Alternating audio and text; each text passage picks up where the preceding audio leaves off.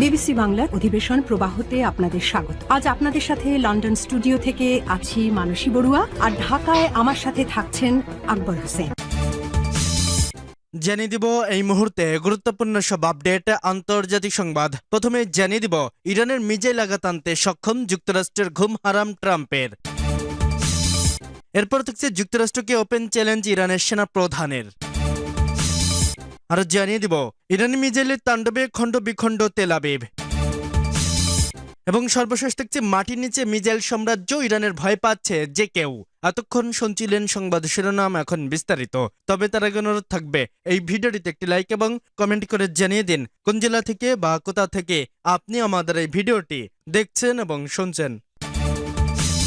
ইরানের বিরুদ্ধে সম্ভাব্য মার্কিন হামলার পরিকল্পনা ঘিরে মধ্যপ্রাচ্যের কূটনৈতিক টানাপোড়েন ইতিমধ্যেই চরমে উঠেছিল। পারমাণবিক কর্মসূচি ইস্যুকে কেন্দ্র করে ইরানে হামলার হুঁশিয়ারিও দিয়েছিলেন মার্কিন প্রেসিডেন্ট ডোনাল্ড ট্রাম্প, এমনকি বেঁধে দিয়েছিলেন হামলার সময়সীমাও। তবে এবার ইরানের ক্রমবর্ধমান ক্ষেপণাস্ত্র সক্ষমতা নিয়ে ঘুম হারাম হয়ে গেছে ট্রাম্পের। কঠোর অবস্থান পুনর্ব্যক্ত করেছেন যুক্তরাষ্ট্রের প্রেসিডেন্ট ডোনাল্ড ট্রাম্প। বলেছেন ইরানকে কখনোই পারমাণবিক অস্ত্রের মালিক হতে দেওয়া হবে না। একই সঙ্গে তিনি সতর্ক করেছেন তেহরান এমন ক্ষেপণাস্ত্র তৈরির পথে রয়েছে যা সরাসরি যুক্তরাষ্ট্রে আঘাত হানতে সক্ষম। স্থানীয় সময় 24 ফেব্রুয়ারি কংগ্রেসে দেওয়া স্টেট অব ইউনিয়ন ভাষণে ট্রাম্প বলেন ইরান দিন দিন অত্যাধুনিক ক্ষেপণাস্ত্র প্রযুক্তি উন্নয়ন করছে। তার দাবি ইরানের হাতে ইতিমধ্যে এমন ক্ষেপণাস্ত্র রয়েছে যা ইউরোপ এবং মধ্যপ্রাচ্যে অবস্থিত মার্কিন ঘাঁটিগুলোতে হামলা চালাতে পারে। ইরান এখন এমন আন্তঃমহাদেশীয় ক্ষেপণাস্ত্র তৈরির কাজ করছে যা যুক্তরাষ্ট্রের মূল ভূখণ্ডে পৌঁছাতেও সক্ষম হবে। এই সমস্যার সমাধানে আমি কূটনীতিকে প্রাধান্য দেব। আমি সন্ত্রাসে মদত দেওয়া বিশ্বের 1 নম্বর রাষ্ট্র ইরানকে কখনো পারমাণবিক অস্ত্রের মালিক হতে দেব না। ইরানের বর্তমান সরকারকে অত্যাচারী আখ্যা দিয়ে ট্রাম্প অভিযোগ করেন দেশটির শাসক গোষ্ঠী নিজ দেশের প্রায় 35,000 মানুষকে হত্যা করেছে এবং বহু নাগরিককে মৃত্যুদণ্ড দিয়েছে। তবে যুক্তরাষ্ট্রের হস্তক্ষেপের কারণে আরও বড় ধরনের সহিংসতা ও প্রাণহানি এড়ানো সম্ভব হয়েছে বলেও দাবি করেন তিনি। মধ্যপ্রাচ্যে দীর্ঘদিন ধরেই ইরানের পারমাণবিক কর্মসূচি ও ক্ষেপণাস্ত্র উন্নয়নকে কেন্দ্র করে উত্তেজনা বিরাজ করছে।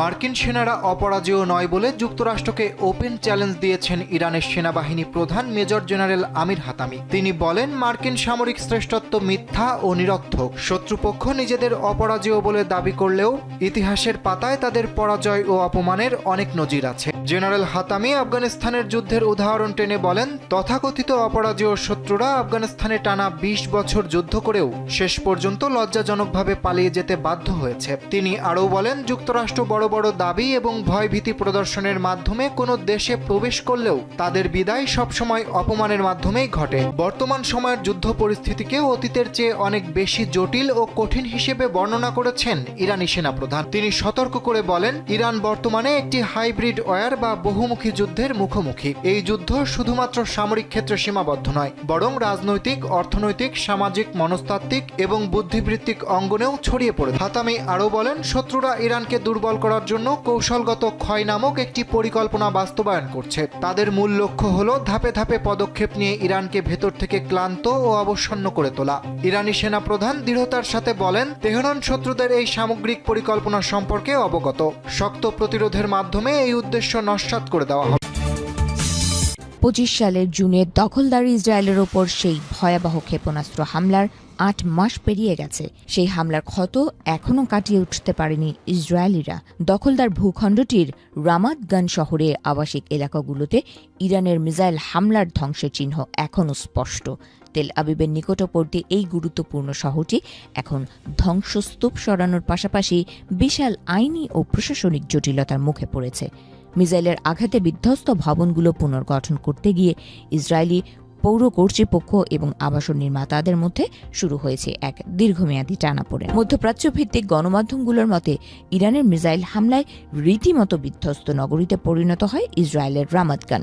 হামলায় সবচেয়ে বেশি ক্ষতিগ্রস্ত হয়েছে শহরটির তিরজা স্ট্রিট এবং ইয়েরুশালাইম বুলেভার্ড এলাকা।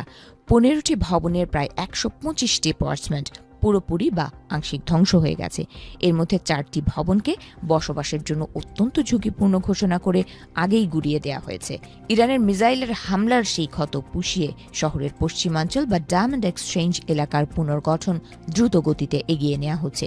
তবে এই এলাকার পূর্বাঞ্চলের চিত্র পুরোপুরি ভিন্ন। খবর অনুযায়ী শহরটির পশ্চিমাঞ্চলে 11টি ক্ষতিগ্রস্ত ভবন ভেঙে 60 তলার একটি আধুনিক আবাসিক টাওয়ার এবং নতুন স্কুল তৈরির কাজ দ্রুত শুরু হয়েছে। গত সপ্তাহে যেখানে যাতায়াত ব্যবস্থার উন্নতির জন্য নতুন রাস্তাও উদ্বোধন করা হয়েছে, অন্যদিকে পূর্বাঞ্চলে 35 থেকে 40 তলার 2টি টাওয়ার নির্মাণের পরিকল্পনা থাকলেও তা ধীর গতিতে চলছে। ডেভেলপারদের মধ্যে সমন্বয়হীনতা এবং জমির মালিকানা সংক্রান্ত জটিলতাই এর প্রধান কারণ। গত যুদ্ধে ইরানের ক্ষেপণাস্ত্র হামলায় ক্ষতিগ্রস্তদের ক্ষতিপূরণ দিতে উদ্যোগ নেয় ইসরায়েল সরকার। অর্থ মন্ত্রণালয় ও সংশ্লিষ্ট কর্তৃপক্ষ ক্ষতিগ্রস্ত বাড়িঘর, ব্যবসা প্রতিষ্ঠান ও ব্যক্তিগত সম্পদের ক্ষয়ক্ষতি মূল্যায়ন করছে। প্রাথমিকভাবে ভাড়া সহায়তা, অস্থায়ী আবাসন, ভবন মেরামত ও পুনর্নির্মাণ ব্যয় বহনে আর্থিক অনুমোদন দেওয়া হচ্ছে। ইরানের হামলায় যেসব ইসরায়েলিদের বাসস্থান সম্পূর্ণ ধ্বংস হয়েছে তাদের জন্য বিশেষ পুনর্বাসন প্যাকেজের কথাও বিবেচনায় রয়েছে। তবে এখনও ইসরায়েলি আইনি মারপ্যাচে আটকে রয়েছে স্থানীয় ইহুদি বাসিন্দারা, কারণ ইসরায়েলি সরকার এখনও যুদ্ধকালীন ক্ষয়ক্ষতি পুনরুদ্ধার আইন পাশের অপেক্ষায় আছে। এই আইন পাশ হলে স্থানীয় পৌর কর্তৃপক্ষ জেলা কমিটির অনুমতি ছাড়াই দ্রুত প্রকল্প অনুমোদন দিতে পারবে। রামাতগান মিউনিসিপ্যালিটি এই আইনের আশার পুনর্গঠন কাজ আটকে রেখেছে। তবে আইনটি পাশ হতে দেরি হলে সাধারণ বাসিন্দাদের আরও কয়েক বছর খোলা আকাশের নিচে বা ভাড়া বাড়িতে কাটাতে হতে পারে। যুক্তরাষ্ট্রের ও ইসরায়েলের সঙ্গে বাড়তে থাকা উত্তেজনার মাঝে ইরানের সবথেকে বড় শক্তির জায়গা হিসেবে ভূগর্ভস্থ বিশাল মিসাইল সিটিকে চিহ্নিত করা হয়েছে। সামরিক বিশ্লেষকরা বলছেন, ইরানের মিসাইলগুলো যতটা না শক্তিশালী তার চেয়েও বেশি দুর্ভেদ্য এই আন্ডারগ্রাউন্ড লঞ্চিং স্ট্র্যাটেজি। মাটির শত শত ফুট গভীরে নির্মিত এই গোপন সুড়ঙ্গগুলো তেহরানকে শত্রুর নজরদারি এড়াতে সাহায্য করে। পাশাপাশি কিছু বোঝে ওঠার আগেই এই গোপন সুড়ঙ্গগুলো থেকে ঝাঁকে ঝাঁকে মিসাইল ছুড়ে শত্রুপক্ষকে হতভম্ব করে দেয় ইরান। আর এই বিষয়টি যুক্তরাষ্ট্র ও ইসরায়েলের জন্য সবচেয়ে বড় চ্যালেঞ্জ বলেও মানছেন বিশেষজ্ঞরা। গত 4 দশক ধরে ইরান তাদের আকাশ প্রতিরক্ষা ব্যবস্থার বদলে মাটির নিচে স্টোরেজ নেটওয়ার্ক তৈরিতে ব্যাপক বিনিয়োগ করেছে। একে সামরিক পরিভাষায় মিসাইল সিটি বলা হয়। এগুলো মূলত পাহাড় বা মাটির গভীরে অবস্থিত বিশাল সুড়ঙ্গ কমপ্লেক্স, যেখানে হাজার হাজার মিসাইল মজুত রাখা হয়। এই অবকাঠামো এমনভাবে তৈরি করা হয়েছে, বাইরে থেকে ড্রোন বা স্যাটেলাইটের মাধ্যমেও এর অবস্থান বা গতিবিধি শনাক্ত করা প্রায় অসম্ভব। ইরানের এই সুড়ঙ্গগুলোতে মিসাইলগুলো সাধারণ গর্তে রাখা হয় না।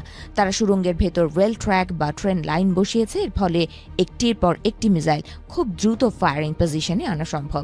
সামরিক বিশ্লেষকেরা একে মিসাইল ম্যাগজিন বলে অভিহিত করেন। অর্থাৎ বন্দুকের ম্যাগজিন থেকে যেমন একের পর এক গুলি বের হয়, ইরানের এই সুড়ঙ্গগুলো থেকেও তেমনি বিরতিহীনভাবে মিসাইল নিক্ষেপ করা সম্ভব। এই সুড়ঙ্গগুলো রিইনফোর্সড কনক্রিটের পুরু স্তরে ঢাকা থাকে, যা সাধারণ বোমা হামলায় ধ্বংস করা সম্ভব নয়।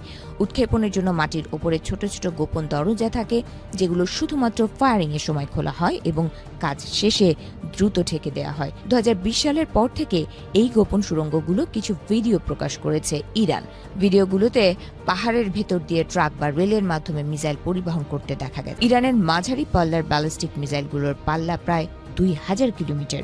এসব মিসাইল পুরো মধ্যপ্রাচ্য এবং ইসরায়েলে আঘাত হানার ক্ষমতা রাখে। ইরান পরমাণু অস্ত্রের অধিকারী না হলেও এই বিশাল মিসাইল ভান্ডারকে নিজেদের সুরক্ষা কবচ হিসেবে ব্যবহার করে তারা।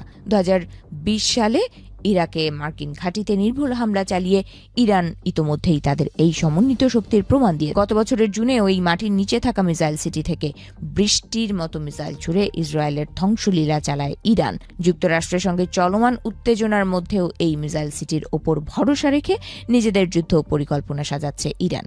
যুদ্ধ শুরু হলে মাটির গভীরে লুকিয়ে রাখা এই মিসাইল সিটির রহস্য ভেদ করা মার্কিন বাহিনীর জন্য বেশ দুঃসাধ্য হবে বলে মনে করছেন সমর বিশেষজ্ঞরা।